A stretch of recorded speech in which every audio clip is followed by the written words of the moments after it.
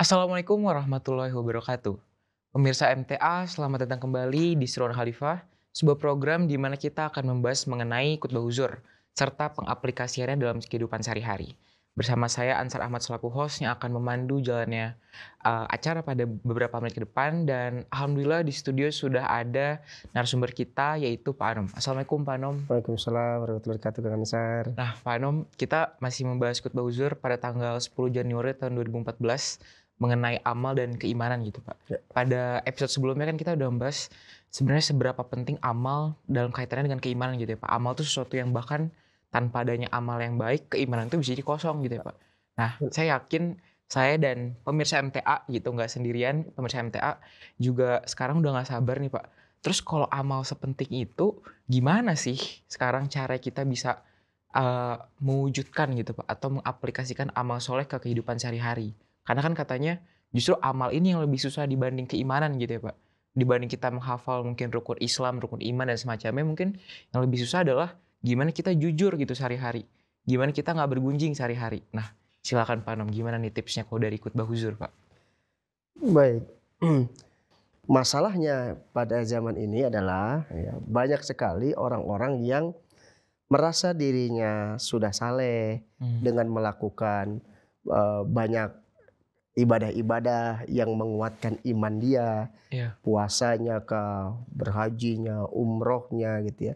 Semakin banyak ibadah-ibadah yang dilakukan, mmm, ya, dia merasa bahwa keimanannya itu semakin kuat, mhm, semakin tebal, semakin dia dekat dengan Tuhan, semakin dia menjadi orang yang soleh dan soleha.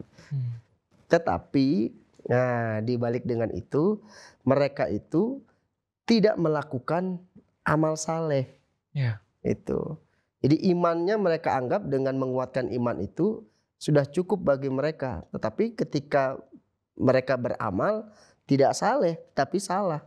wah, Berapa banyak orang yang kena kasus korupsi, mmm, dia sudah pergi haji, dia sudah umroh, dia menteri agama kemudian bahkan, mengerti agama, bahkan gelarnya juga master agama iya, gitu ya. Nah, hal-hal itu yang menjadi persoalan saat ini. mmm, Jadi orang kemudian ketika melihat permasalahan agama, orang melihatnya jadi, nah itu orang yang beragama saja kayak gitu, akhlaknya kayak gitu tuh, iya. jelek-jelek, buruk-buruk gitu. Nah, Nah itu yang diangkat oleh Huzur, bahwa fenomena ini terjadi mhm, di masa kita gitu. Apa sih yang seharusnya manusia lakukan? Seharusnya manusia itu mengintrospeksi diri, bahwa jangan cukup dengan menguatkan iman melalui praktek-praktek ibadah, iya, tetapi kemudian amalnya tidak soleh, mhm, tetapi amalnya salah. Maka harus dilakukan perbaikan-perbaikan, Kang Ansar. nah, Nah dalam khutbah itu dijelaskan tuh 3 ya. Yang pertama adalah tekad dalam hal niat. mmm, Jadi niat itu ya di dalam hati ya, ingin melakukan sesuatu perbaikan. Yang kedua adalah pengetahuan yang benar. mmm, Bagaimana seseorang bisa punya tekad yang kuat kalau dia nggak punya pengetahuan tentang perbaikan amal? mmm, Kan setiap orang pasti beda-beda ya perbaikan amalnya. Mungkin Kang Ansar misalnya dalam hal kejujurannya sudah bagus, mungkin yang lain belum. mmm, Tapi yang lain mungkin keberaniannya sudah bagus, sudah sesuai, mungkin Kang Ansar belum. mhm, Jadi setiap orang unik, memiliki perbaikan amalnya di apa ya, di tataran masing-masing gitu ya. Nah, untuk melakukan perbaikan itu kan dibutuhkan tuh ilmu pengetahuan, mmm, agar dia tidak salah jalan gitu, agar apa yang dilakukannya benar. Ibaratnya itu kalau kita ingin berniat ingin mengangkat satu benda gitu ya, kan kita harus timbang dulu, kita harus tahu dulu benda ini beratnya berapa ya, iya, kalau saya angkat kuat nggak ya, akan itu butuh ilmu pengetahuan. Nah ilmu pengetahuan itu bisa meneliti ya, apa yang harus saya lakukan nih untuk mengangkat benda ini, apakah kuat dengan tangan sendiri atau butuh bantuan alat gitu. ini yang kedua nih Pak berarti ya, Yang ilmu kedua, nah pengetahuan, yang ketiga adalah eh, tekad yang kuat di dalam melaksanakannya. mmm, Nah, kalau seseorang punya ilmu, punya niat, punya ilmu, tetapi hanya menjadi wacana saja, tidak ada pelaksanaan yang di lapangan begitu, ya kan itu menjadi percuma. Makanya diingatkan oleh Huzur bahwa seseorang yang mau melakukan perbaikan amal, 3 hal itu harus dikuasai. Nah, jadi awalnya dari niat dulu, habis kita punya ilmu pengetahuan bagaimana mengerjakannya, dan yang terakhir kita benar-benar ngerjain gitu ya Pak. Ya. Ini sama nih Pak, kalau di ilmu hukum, di hukum pidana itu kejahatan itu nggak ada kalau nggak ada niat sama perbuatan permulaan. Misalnya kalau kita mau mencuri, tapi kita udah niat, kita udah mau mulai nyuri, tapi kita nggak jadi, nah itu nggak mencuri gitu. Nah ini saya ngeliat juga problemnya kalau kita orang bertakwa, kita udah berniat nih Pak, mau taubat, udah tahu nih ilmu-ilmu cara bertaubat gitu, ini kita nggak boleh bohong segala macam. Terus tapi kita gagal nih Pak ngerjainnya. Nah itu kenapa ya Pak? Kan artinya sama aja bohong, sama kayak mencuri tadi, kita nggak jadi mencuri gitu. Nah ini juga sama-sama berarti kita nggak jadi beramal soleh gitu, tapi niatnya udah kuat, ilmunya udah ada, tapi nggak bisa gitu Pak ngerjainnya. Masih ada godaan-godaan yang kena lagi kita godaannya gitu Pak. Iya, tadi yang disampaikan oleh Kang Ansar ya, berkaitan dengan niat. Memang di dalam kaidah umum kita biasa memahami bahwa ketika suatu perbuatan sudah diniatkan, tetapi tidak dilakukan. Contoh misalnya perbuatan negatif. Kita baru niat nih ingin mencuri, ya, kemudian nggak jadi nyurinya. Kita berpikir kan bahwa itu tidak dosa. Tetapi dalam pandangan Hadrat Masih Maud salam, beliau menekankan hal yang berbeda. Ketika seseorang misalnya sudah berniat untuk mencuri, kemudian sudah dirancang nih, rumah ini yang akan saya curi, atau barang si ini yang akan saya curi, kemudian nanti saya nyurinya bagaimana caranya ya, sudah direncanakan, maka Hadrat Masih Maud salam bersabda, dia pasti akan mempertanggungjawabkan di hadapan Allah Ta'ala. Jadi sebenarnya pencurian itu walaupun tidak terjadi ketika dia sudah merencanakan, nah maka setiap orang tidak diizinkan itu punya niat sampai merencanakan. Kan masalah dia bisa melakukan atau tidak, itu kan hanya masalah waktu. Ya kan, kalau sudah direncanakan, kalau timingnya tepat, dia bisa kemungkinan besar akan melakukan keburukan itu. Tetapi kalau misalnya dia baru berniat, kemudian dia istighfar, istighfar janganlah. Misalnya dia dalam kondisi miskin, ya untuk mengatasi kemiskinannya dia ngambil jalan instan, dia ingin mencuri, tapi terpikir oleh dia, saya curi saja karena melihat ada kesempatan. Terus dia beristighfar, astagfirullah, nggak boleh, itu tidak boleh sebagai seorang muslim sejati. Itu tidak dianggap sebagai dosa. Tapi kalau dia sudah merencanakan, itu sudah lain hal ya.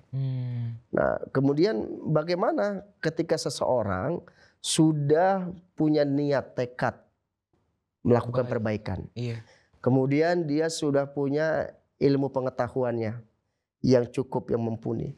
Nah, kemudian ketika mau eksekusi, dia mengalami penurunan semangat. Nah, maka Huzur sampaikan dalam khutbah beliau bahwa poin yang ketiga itu adalah poin harus memiliki tekad yang kuat untuk melakukan perbaikan itu. Nah, jadi yang pertama Huzur sampaikan itu, di antara 3 ini ilmu pengetahuan itu memainkan peran di tengah-tengah. Pendukung gitu ya Pak? Pendukung ke dua-duanya, ke nomor 1 dan ke nomor 2. Nah, ketika seseorang punya niatan untuk melakukan perbaikan, maka harus didukung dengan keilmuan. Ketika seseorang ingin melakukan perbaikan itu, dia juga harus punya keilmuan. Nah, ketika seseorang sudah memiliki 2, niat dengan pengetahuan, tetapi dia tidak melakukan, itu sebenarnya di dalam hukum Islam itu menjadi berdosa. Berdosanya itu bisa 2 kali lipat itu kejahatannya. Artinya dia sudah mengetahui, jadi dia sudah sadar dengan sesadar-sadarnya bahwa perbuatan itu salah, ya, dan dia seharusnya berhenti melakukan itu, ya, dengan kesadaran, tetapi dia tidak lakukan. Nah, maka kalau dalam ilmu hukum juga kan mungkin berbeda ya, antara dia melakukan dengan kesadaran penuh, atau dia melakukan misalnya karena kondisi yang tidak biasa misalnya ya. Iya. Nah di dalam kacamata agama juga sama seperti itu. Maka ketika dia sudah memiliki 2 komponen tadi, yang ketiga dia tidak boleh ragu. Dia harus eksekusi untuk perbaikan diri dia. Gitu. Nah ini yang harus diperjuangkan oleh setiap kita yang melakukan perbaikan. Iya. Jadi tapi biasanya kalau sudah melakukan 1 dengan 2, yang ketiga itu tidak akan sulit. Gitu. Karena untuk action itu kan dibutuhkan niat yang kuat dan pengetahuan. Iya. Nah, biasanya aplikasinya tidak susah.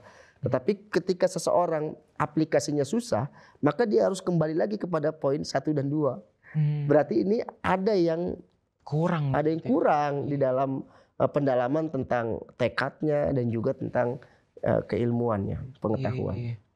Persis sih Pak, kalau di hukum juga kalau kita nggak ada pengetahuan jadinya kita dianggapnya lalai gitu. Misalnya kita nggak ada pengetahuan akan sesuatu akhirnya timbul keburukan, nah itu kita dianggapnya lalai. Tapi kalau kita udah punya pengetahuan, kita jadi dianggapnya jahat gitu. Jadi artinya pengetahuan ini justru dengan adanya pengetahuan kita punya tanggung jawab lebih gitu ya Pak ya. Begitu pula di agama gitu ya Pak. Iya. Dan ini sebenarnya pemirsa MTA gitu, bagi kita seorang Ahmadi sebenarnya artinya kita memikul tanggung jawab yang lebih gitu ya Pak. Karena kan kita atas karunia Allah Ta'ala diberi pengetahuan yang lebih, diberi pembaruan akhir zaman ini, kita dikasih tahu jalan tengah di antara kegelapan ini gitu. Dan kalau kita masih nggak mengerjakan amal baik, kita lebih dimintakan pertanggungjawaban gitu ya Pak ya.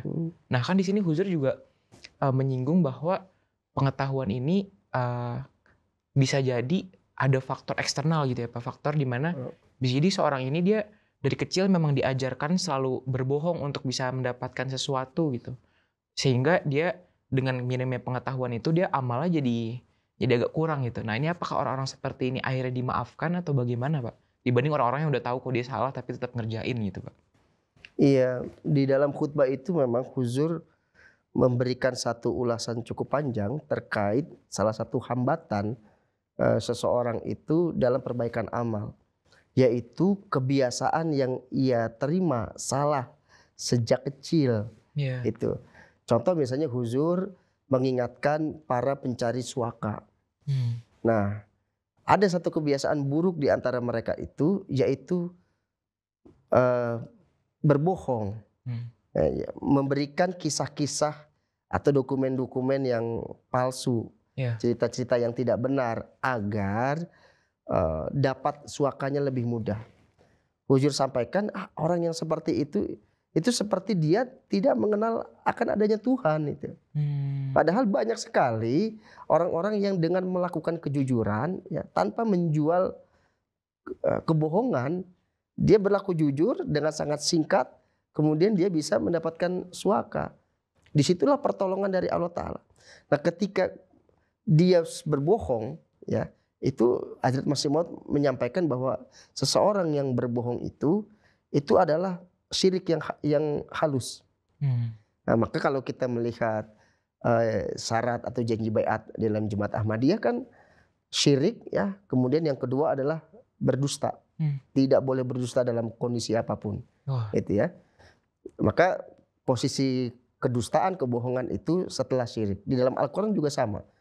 Selalu dikaitkan antara syirik dengan perbuatan berbohong itu. Nah, Huzur mengingatkan tuh, hati-hati kalau kalian sudah mulai sesuatu dengan kebohongan, kemudian kebohongan itu dilihat oleh anak kalian. Sedangkan kebohongan itu adalah pintu ya, segala keburukan-keburukan, semua itu berakar dari kebohongan. Jadi kalau sudah satu kebohongan, kan dia akan membutuhkan kebohongan yang lain untuk menutupinya. Maka keburukan yang lain itu akan ikut menyertai kebohongan itu.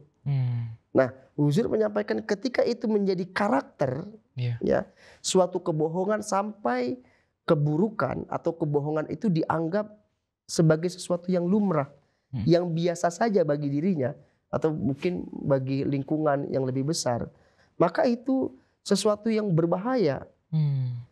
Nanti anaknya kalau dia punya keturunan, anaknya akan melihat, oh jadi kalau berbohong untuk mendapatkan sesuatu agar lebih mudah itu nggak apa-apa ya. Hmm. Nah, jika itu terjadi akan melahirkan generasi tadi yang disampaikan oleh Kang Ansar.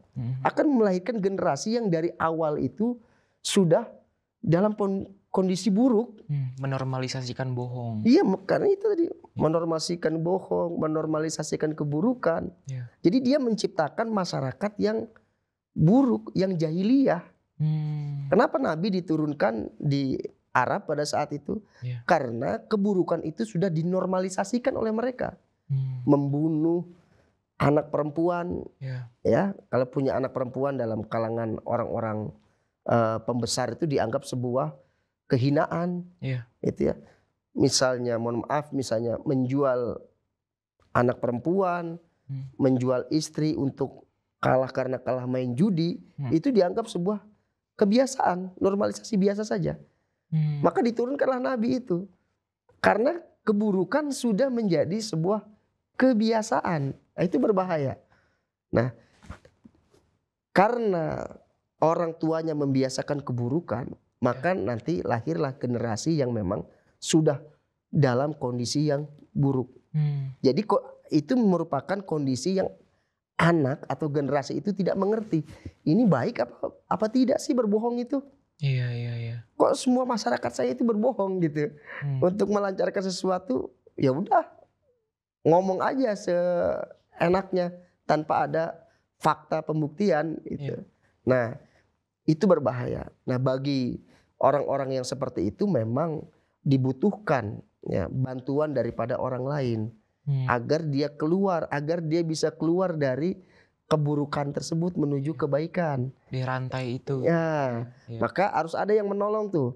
Kalau kita melihat, ya kewajiban kita menolong. Tetapi kalau dari segi tanggung jawab adalah tanggung jawab lingkungan, yang masyarakat.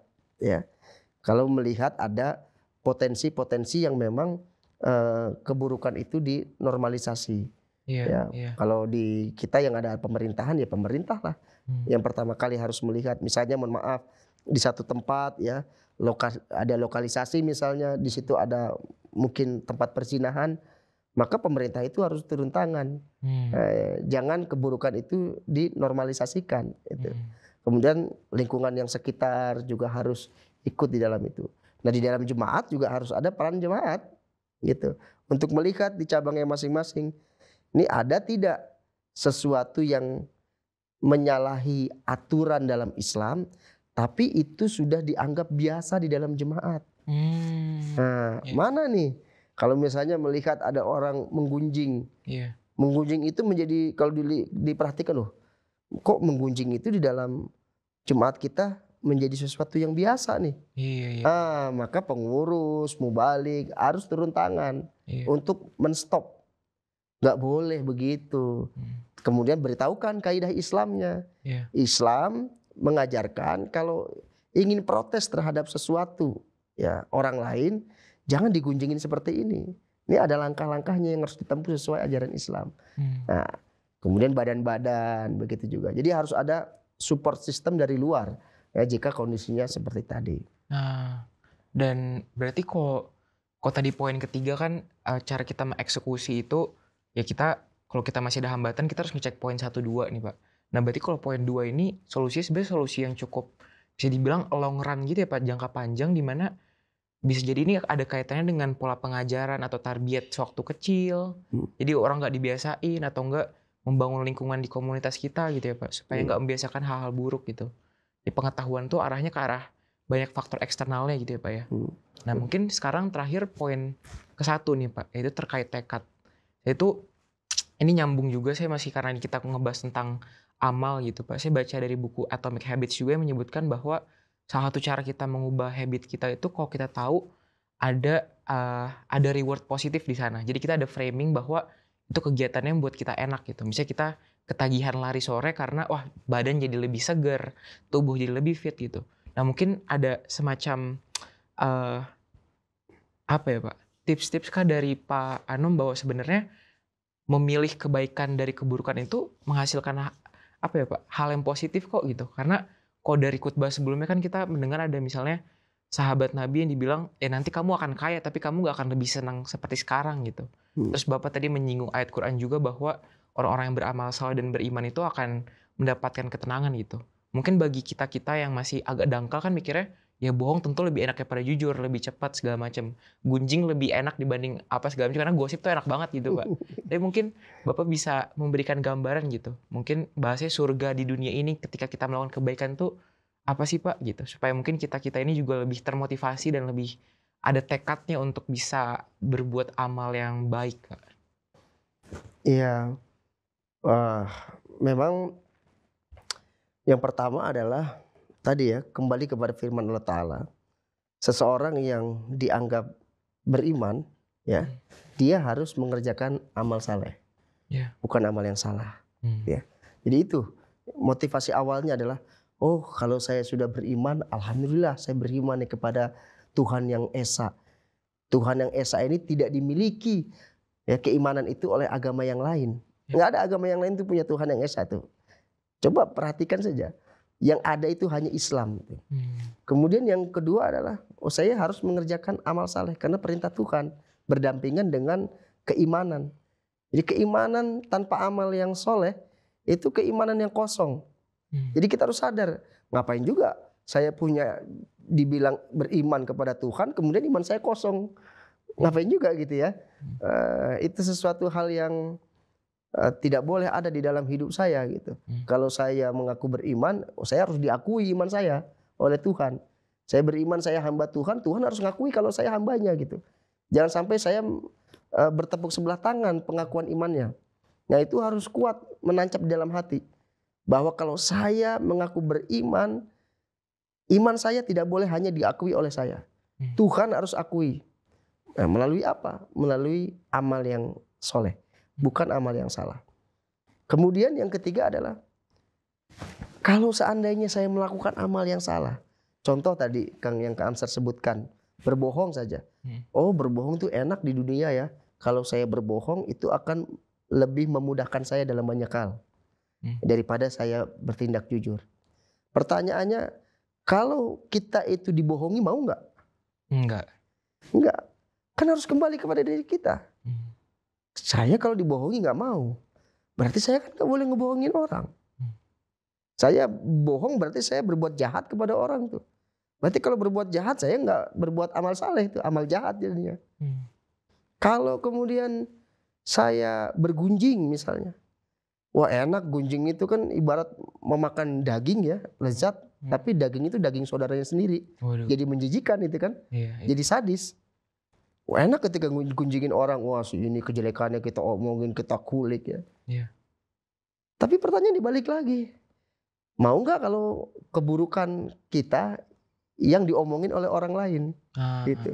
Nggak mau gitu ya Pak? Pasti nggak mau lah kan gitu. Dari situ kita jadi ngerasa Nah, kita nggak bakal ngerjain itulah. nah disitulah harus ada timbul kesadaran di dalam diri kita. Oh ternyata kalau kita berbuat yang amal yang buruk, itu jijik ya. Iya.